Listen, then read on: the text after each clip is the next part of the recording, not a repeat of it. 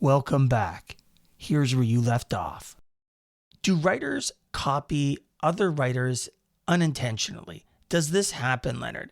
I think when we think about this topic, when we read a book, and we can use different examples of various writers. We like sci-fi a lot on this show, and I enjoy reading a lot of sci-fi stuff. So I see a lot of parallels between writers. Simple plots like we meet aliens and we battle them and we come forth, or we have this example of this alien coming in and trying to take over Earth and we fight them off. There's a lot of common themes, but is that really about writers copying other writers, or is it writing in a way that is trying to expand the universe that we love so much? What do you think? That's actually a very good question, because I never consider it. If you copy another writer for your own work, that's plagiarizing automatically, right? But if you say, do writers subconsciously uses the same plot line, or uses other writers as an influencer, or the better yet, if writers, if you're a writer and you get influenced by another writer based on the way the genre is, or the plot that you're writing, is that a copy? I say no, because you cannot copy ideas, right? You can't copy a plot line. You can't. Well, it's not copying. If you copy in my opinion, if you copy someone's idea of a universe, it's not a copy, because this is what everyone's thinking about. Let's ask you an example. Yeah. Let's take an example. Let's stick with sci-fi for the moment, just for the moment, because it's a frame of reference. In sci-fi, there's a lot of sci-fi that does phasers or energy weapons or stuff. Is that copying to you? No. It's a concept. Okay. It's a concept, but the concept of lasers and phasers is practically the same thing. It's just the name convention is slightly different. It's still a beam of light, right? A heated beam of light hitting something. It's a laser. Everyone has a laser. I have a laser for my cat, right? Can I use that laser to destroy a ship? In the next 40 years, maybe, right? But if I call it a phaser, is that going to be copyright to Star Trek? Just make sure you don't hit your cat accidentally. It's the concept of that's why when we thought about this originally, it's like, if you say, do writers accidentally copy other writers' idea? Yes, of course. Everyone has a wizard. Everyone has a wizard going to school. Everyone has a wizard that fights bad guys. That's a common theme, right? But if you say a wizard that goes to the school with with other magical wizard with 4 different houses, but I'm going to call it Wizard World. Yes, that's copyright. That's copy, right? But it's the spirit of copying a plot line or a storyline, right? So can you argue that, yes, I can be sued because I wrote that? Yes. Right, but it's the onus of me saying, no, I did not copy that. I just took the inspiration from that series, right? So it's kind of hard to explain. It's for us to say, do writers copy each other's work? No, because someone will call them out on it. Would writers take inspiration from other writers? Yes. Right. That's why it's a great, in my opinion, it's a very great area saying that, hey, I'm a writer, but I'm gonna do a spy novel or a spy novel in space, but you made the same thing but different type of feel to it. Are you copying me, or are you taking inspiration from me? So here's another interesting question that I want to pose to you. I found her. We're not going to mention names here. We're not going to dash any writers or call out any writers or anything. Because like we that. love writers. Yes, we love writers. And I've seen one writer, and I'm not going to name anyone out, but he's taken multiple genres of popular book series, which I know that he as a person has done this because he said it in sort of commentaries and so forth, that he's taken things like, and I'll just use random stuff so that we're not quickly identifying it, is we'll take a Harry Potter style, a magical system. He's taken a space style with another writer's system, and he's just mashed those two together and changed a few words and created his own world that resembles sort of a mixture of those two. Now, the argument here is that is a unique creation, and I completely agree with that. The experience as a reader, though, when I'm reading it, I'm thinking that the writer is, because of the way that he is written, because his own comments have said this, that he takes a concept from, say, Harry Potter and he mashes it into a story, but that's from Harry Potter, right? It's extremely clear that that concept or that even idea is directly from Harry Potter, not from his mind. And he's just incorporating that idea into a story. Now, there's nothing wrong with that. I'm not dissing that. But for me as a reader, I think I want something unique. It's not that you can't write something magical or might write something unique about it. But when I see the concepts of Harry Potter in it, or I see the concepts of, we'll just use, because we love Expeditionary Force on here, X-Force concepts in there, like AIs or something like that, then I start to go, I'm not as enjoying the book as much, because I just see those, I think about those other writers versus me thinking about the author himself. Do you see that point? How do you feel about that? I do understand what you're saying, but here's a great example. Here's a good example of something that actually was a very, very big deal like a couple of years ago. Ed Sheeran, he's a singer-songwriter. He uses a certain chord progression for pop music, right? And he was sued by an artist's family saying that you copied one of his songs. And he won that court case because he said something that people always forget. You cannot copyright chord progressions because chord progression is considered very, very, very universal, right? So if you can't copy chord progression is the essence of the song. It's the notes of the song. Any combination can make a song, right? And he actually proven that in court.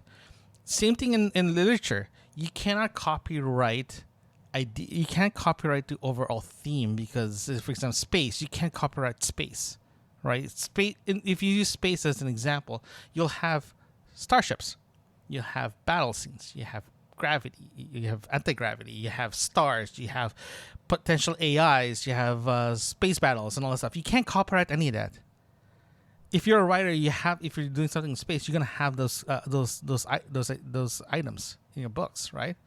So, for you to say, author A did the space sci-fi in space, and author B did the same thing too, would you get some type of I don't want to say cross contamination, but cross ideas, like an idea is something similar? Yes. Well, here's the point.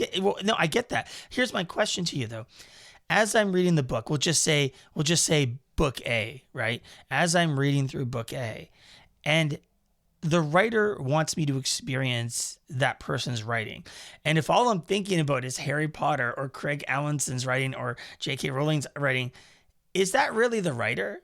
Or is it him mashing together their works into his sort of work? And I mean, we're speaking philosophically here. We're not talking about somebody intentionally plagiarizing or anything. We're just talking about the experience of reading and somebody unintentionally, and we're still going to use that word, of actually in a way copying that writing style so that you get the sense of that other book. Do you see my point?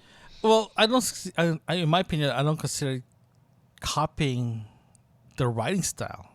I'm saying I'll honestly say like that writer took inspiration from maybe J.K. that's the Rowling hair we're trying to split here. What is the hair to split here? Where is the hair to split? Because I agree with you. And so where does that line sit, right? Okay, if you want to say copy, you can literally say, okay, I have a spaceship with 4 houses. We'll name it Gryffindor, Hufflepuff, and whatever, Slytherin, and I can't remember the other one. And I'll have a boy named Harry with a cross, and he instead of one, he'll has lightsaber that goes out, that glows, that he can use to fight under his parents. Exactly. Yes, that's copying. That's literally copying you're the changing whole names. thing. You're changing names, of course, and you're changing, like if it's a castle, you have a castle, you have a kid. Okay, fine. You have a lightsaber. castle By the way, in the middle of space, the lightsaber and thing was that's what great. happened. I love a lightsaber. So that's intentionally copying someone's work, right? But if you say I have a space with a bunch of students learning how to win battles, That's another movie, by the way. That's another book. But it's oh man, I forgot the name of the book now. I gotta Google that right now. But yeah, no. If you have that kind of feel to it, like you imagine, it's oh man, I'm blacking out. Can you help me with this one? It's a book. I'm not sure what you're referring to. He's a kid that's very smart, but he ended up going to military school, and he learned how to fight. But at the end, when he's doing his final Ender's exam, Game? Ender's Game. Ender's Game is literally Harry Potter in space. I guess I can see your point. It's the same concept. Okay, I can if that's see the your case, point. Ender Games came out first.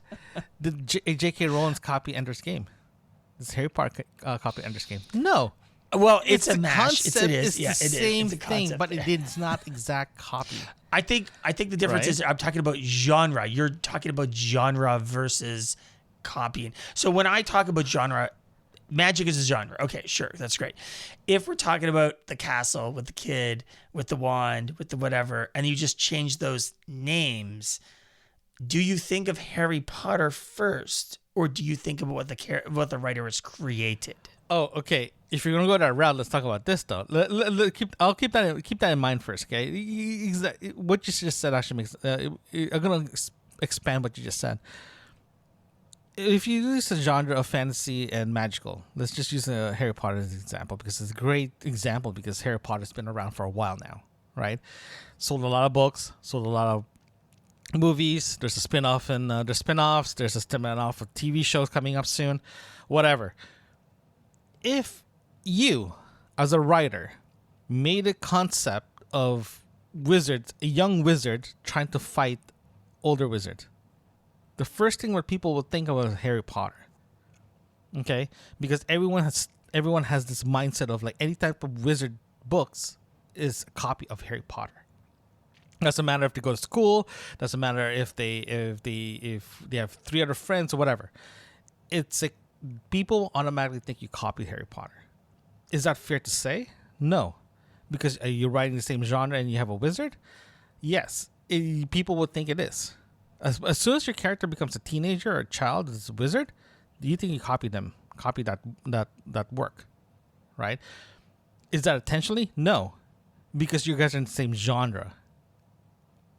Right? So for a person to say, oh, you copied this or you copied this, no, I didn't copy it because mine is completely different from that piece of work.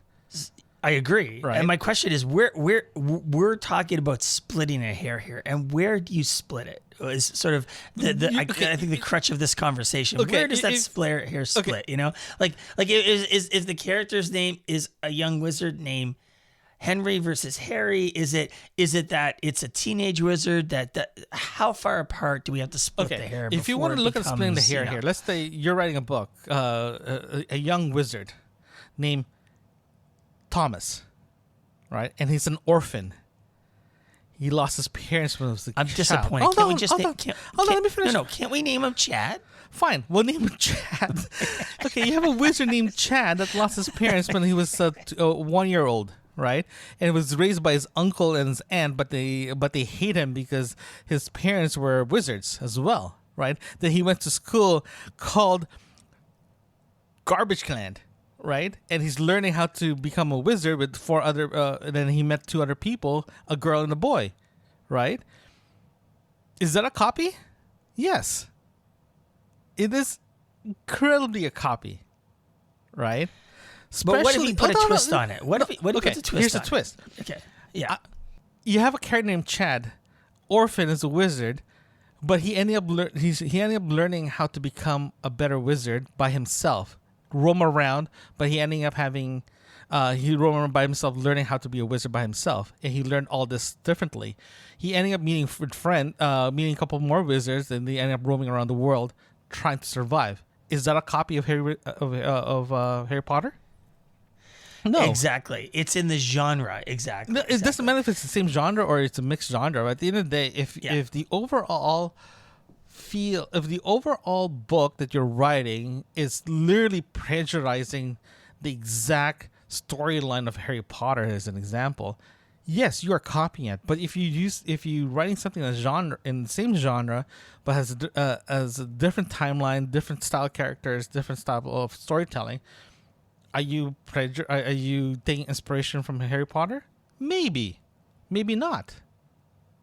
Right. So the splitting hair here is my opinion is like you're literally plagiarizing or exact copy of a book. You just changed the name. Yes, you're intentionally copying another writer. So let's talk about how it makes you feel then. So because I have experienced this where I've read books and I'm like, hey, this is, and we're just going to keep on trash. We're going to pal on Harry Potter. This is Harry Potter. You read it and you go, this is Harry Potter.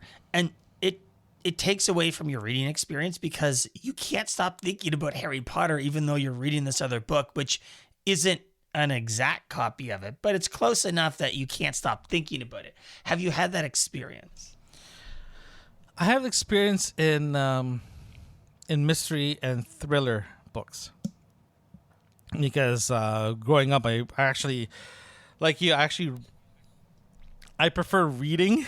I read sci-fi. I read a lot of mysteries and a lot of thrillers, spy novels and all that stuff growing up, right? And spy novels and military books and all that stuff, like with the storyline, they're exactly the same thing because it's the same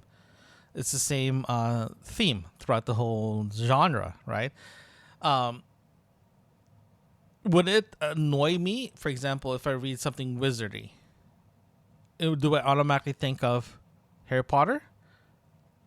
Yes and no. It depends on the storytelling. If the storytelling starts pretty close to Harry Potter, and then I'll say yes, it is annoying. But if you start in a way that is completely the opposite of Harry Potter, and I'm like, no, this is not Harry Potter. This is not a knockoff of Harry Potter. There's no way because this character is completely different, right? It really depends. It really depends on the reader. It really depends on the writer, depending on the theme. Oh, not theme, but depending on the storytelling, how the story's been told, right? Because it's. I don't want to say it's not. It's not fair for people. People to compare other books or other genre or other writers to something that's already been established or it's been so popular, because as a reader you're not going to give that person time and day to read a potentially amazing book. That's why when I read those kind of books, I try not to make comparison right away, because we said it several times. It's hard sometimes. It's hard. It is. It's hard. Yeah. Because, I mean, if you read, like, let's just take another genre because we keep on going to Harry Potter. Let's take, like, a James Bond or Jack Ryan or thriller spy novels kind of idea. A lot of those often have similar plot lines to them. And really, what would differentiate them a lot of times is the characters in them versus the plot, because it's usually spying, it's usually gadgets, it's usually those sort of ideals behind it. None of that is, in my mind, a copy other than being a tropic plot, right? That you're like, this is the plot, act 1, act 2, act 3. Really what you're changing in these scenarios is mostly the character. Would you agree? I do. Okay. Here's an example. Here's an example. James Bond. Let's use your example, James Bond. Okay, James Bond or Austin Powers? Did Austin Powers copy James Bond? I think I would classify it more as a parody. So what's the difference between parody and copying? I think a parody is intended as a humorous expression of it, which is different than direct copying, because it's intended to be the same but in a humoristic style. So I think that might actually be a bad example, because the intention there is to copy and to provide a connection between the original body of work. And we're talking more about movies here than books at the moment, which is sort of also remember, a little writer still writes in screenplays. So is the question I have is, like, if you have two books similar to that, James Bond and Austin Powers, it's the same concept, the same plot. It's somewhat similar to plot line, right? And we're going back to the same question we had. Did the writers copy each other, or is it by accident, or is it intentional? Because we gotta look for the fine line here. What is that line and say, yeah, you are intentionally copying this body of work, versus I'm taking inspiration from this body of work. I would take that parody as inspiration, not copyright in that way. I would make the argument there that's where the hair is split. Okay, so back to the book that you're trying to that we were talking about it. If you have a writer took inspiration from other writers regarding their storyline, is that considered copy or inspiration? The difference between that is that the intention, I think, of parody is to copy, but in a humorous manner. The difference between, say, having just keeping the plot of Harry Potter and just changing a couple names, that's, I think, where we were agreeing earlier, the hair is, where we're splitting that off. And I would not necessarily say that, I mean, in the writing world, I'm sure that I can't think of an example, but there's lots of examples of people feel that another writer has ripped them off or taken their storyline. I mean, Stephen King doesn't care whether people do it or not to him, but people do it to him all the time, right? He's actually talked about how people do that, and he loves it. He doesn't care. Well, that's actually a good example, though. Stephen King wrote a lot of amazing books. Some of them freaking scared the crap out of me. Some of them, like, God, some of the books I can't even sleep at night. But it's his genre is scare, is horror, right? If you look at other horror writers there, right, there's so many things. There's only a finite amount of things that you can scare someone. Monsters, vampires, Dracula, clowns, for example. There's a lot of things that you can freaking. A mug can kill you as a horror movie, right? There's so many things you can do that considered what you can use. Like Anne Rice, this vampire. There's so many vampire style books out there, but are they really copying Anne Rice? Not really, right? Because the vampire is the vampire. You can't copyright a vampire, right? You can't copyright a clown, right? But if the story, at the end of the day, if there's already a historical character that's been used so many times, and you're trying to write something, of course, every single writer will use that historical storytelling. Like, for example, Dracula, right? If you write something about Dracula, of course you're gonna have something like he sucks your blood, and he can't walk during the day. Those kind of things, right? It's gonna be an ongoing thing for that character. The only thing that's gonna be different is how they interact with other vampires or other people. Right, that's the only thing that's the only wiggle room you have. Right, same thing for spies. The spies, you have two things, and everyone has common for them. The guy cannot be caught, and he has potentially gadgets, and he works for the superpower going against another superpower. Those are the things that you're stuck with, but how you interact with the other character are the difference. Right, so intentionally copying someone's work. There is some type of intentionally copying someone's work, but if because of the theme or the type of work that they do, it's going to be the same thing throughout every single genre, every single writer that they do. It makes sense? I'm not sure if that makes sense. Yeah, that was a good rant. That was a good Stop rant. calling it a rant. I'm just going through it. Okay, fine, it's a rant. My God. I know. No, but I agree. I think you made some good points there. I do enjoy. I think you and I agree that the kind of books that we enjoy have strong characters in them, and they have strong ideals in them as well. And when we're reading through books, we're focusing a lot on the characters. I think we're focusing a lot on this conversation on the world a lot, and that's just because of the genre. And I think that's what usually triggers us, because a lot of characters could be very similar characters. We haven't really talked about the characters yet, right? If you talk about having a James Bond character, just because the character embodies charisma and skills and confidence and things like this, if you write another character that's like that, it's not copying. That's just the characteristics of that person and that character. So that's another aspect where I was sort of going to ask you, do you feel like characters have been unintentionally copied in some manner? Like I said before, you can't copy a mannerism of the character's job or a character's history, right?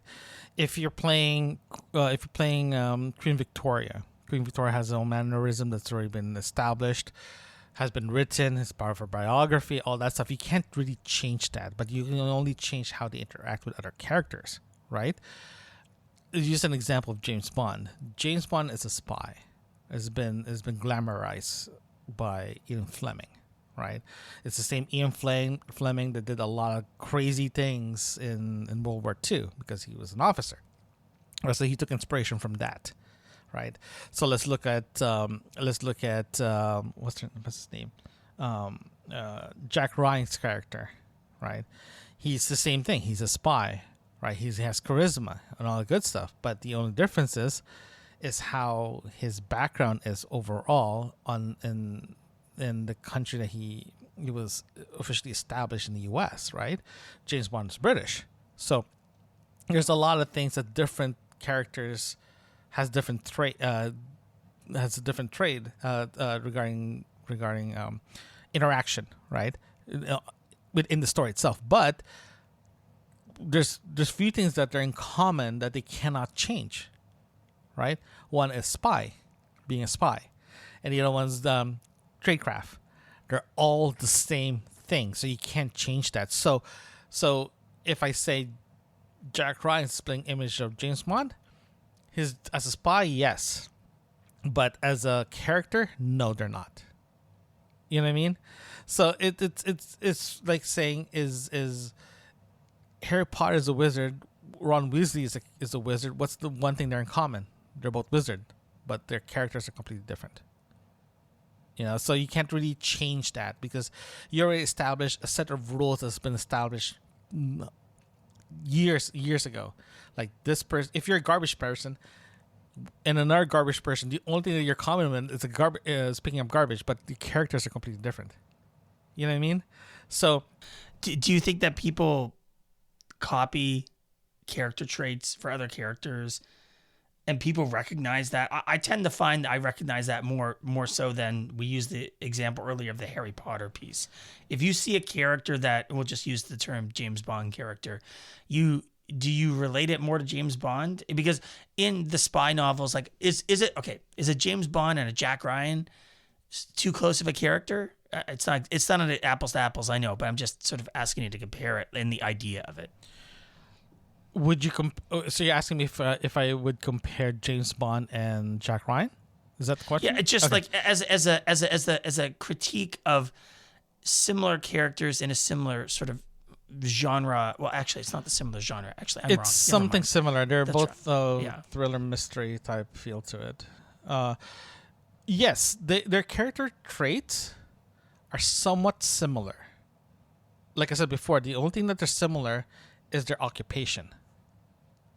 But the rest is different. You remember, you cannot change an occupation of your character. If your occupation of your character is a pizza delivery man, another character written by another person is a pizza delivery man, one thing is the only thing that are in common is this occupation. You can't change occupation. Occupation traits are 99% of the time the same. The only thing that you have leeway on is how the character interacts with other characters and the environment itself in the universe. Right? So if you have a person that's captaining a starship, you wrote that, and they go crazy mental in the universe, and I wrote another one that's like exploratory. Guess what? Both captains has one similar trait. They're captain of a ship. Right? So for an author copying a character or the character's trait, yes, they're going to copy something similar, but because of the occupation itself is the same. I would make the argument that copying a character trait and even an entire character is a lot easier than copying within a genre. Do you think that's a fair statement too? Oh yeah. Copying. No, actually, no. Hold on. Copying a storyline and a universe is easier to copy than copying a character because copying a character, you're subconsciously knowing you're copying someone's character. If you say my universe is based on space, right? I need to explore it. Congratulations, you literally copied 99.99% of every single sci-fi movies, sci-fi space channel in the world.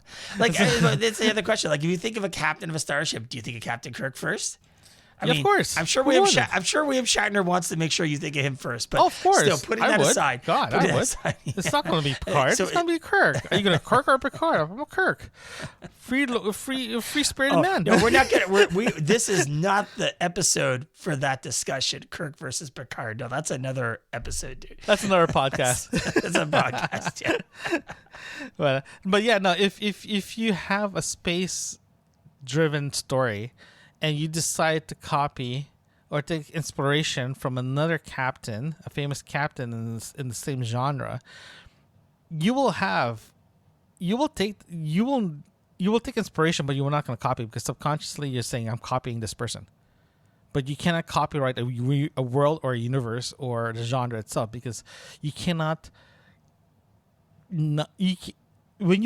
You cannot say I'm building a world with a bunch of species fighting for territory. Congratulations, again, you copied 99.999% of every single space sci-fi books out there, right? So before we get to the end of this conversation, the reason that we brought up this conversation is because I think when we read books, and we will agree, I think we can agree that there are certain books that we've read with characters that we're very invested in, plots that we're very invested in.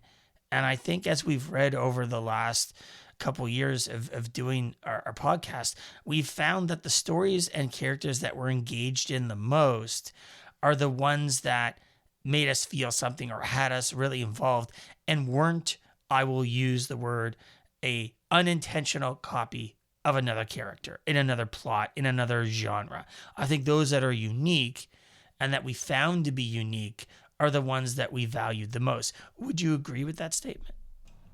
100%. We've read enough books. I can't even count how many books we've read so far. We talked about books even before we started this podcast. That some characters that we love seeing, we love reading about, are characters that's very unique, very very standalone-ish. Right, you can literally put this character in any single scene or every single book that the writers put together, and we know this character will be amazing, right? Because it's a very well written character, right? And for us, for me, I'm going to talk about for myself here. For me, a character is great, the storyline is great, but if you have a character that's weak, the whole book goes down. If you have a character that's very strong, doesn't matter how bad the plot is, the character is amazing, right? Authors love to find that happy medium, right? And I envy them because writers can make that character and that plot mix so well that it's enjoyed to read, right? We read some books that's just like, WTF, why are we reading this crap? Right, and we were very. It really stands out. Yeah, because we were very really honest. Yeah, because originally we had this discussion offline that how critical can we be with this book? Are we bowing down to the writers saying, no, we're gonna kiss your ass because we want to read more of your books? Like, no, I don't think anyone is worried about you bowing down, Leonard. Nobody who listens to this podcast worries about that. No. Yeah, no, it's one of those things that we're very honest about. How we read the book and how we critique the book. If the book is good, my God, we'll tell you the book is good. If the book is bad, my God, we'll tell you how bad this book is, and we're not going to apologize how bad the book is, right? Because two things that we always look at, like subconsciously, both of us always look at the characters and the plot, right? We don't talk about I should realize that we never talk about. I don't think we're not the kind of people that talk about the sentence structure, the way that the tone of the book or stuff like that, because that's part of what the characters bring out and your plot brings out are those aspects, and they highlight it, whether it's good or it's bad, and how you write the book. I mean, writing. No, we don't disagree that writing a book is hard. That is by any measure hard work, and if you're putting your life's work into that, and we're sitting back and being critical, we're looking at that as to say, hey, we hope this is helpful because this is our feedback on it. Because we don't want people to feel like we're just trashing them to trash them. That's not what we're about here. That's a later on. That's under book review. No, I agree, because as soon as we start reviewing the sentence structure and how the tone of the book, congratulations, you already lost. The book is already bad. That's my opinion. If we end up talking about the sentence structure and the tone is missing, or something wrong about the tone, we guarantee you it's going to be a very low scoring book. That's how I see it. Am I being harsh? I don't think so. No, I don't think so. I think it's just you. But it's just me. Okay, I agree. It's just you. But I agree. And I think that when we look at the books, when we're reviewing the podcast a lot, and we enjoy the experience of having these discussions, and that's why we do these sort of additional episodes to discuss those topics that we find interesting when we come out of a final book review and we're like, wow, that just made us think, right? And we want to share that. I also want to share one more thing to Derek. I'm not sure if you guys know this, because as soon as we finish reviewing a chapters or the book itself, we spend another half an hour talking about the book. And every time we do that, we already stopped the recording. Because there's several times that we were like, the book is good, but we realized this book is somewhat similar to another book. Do you notice that?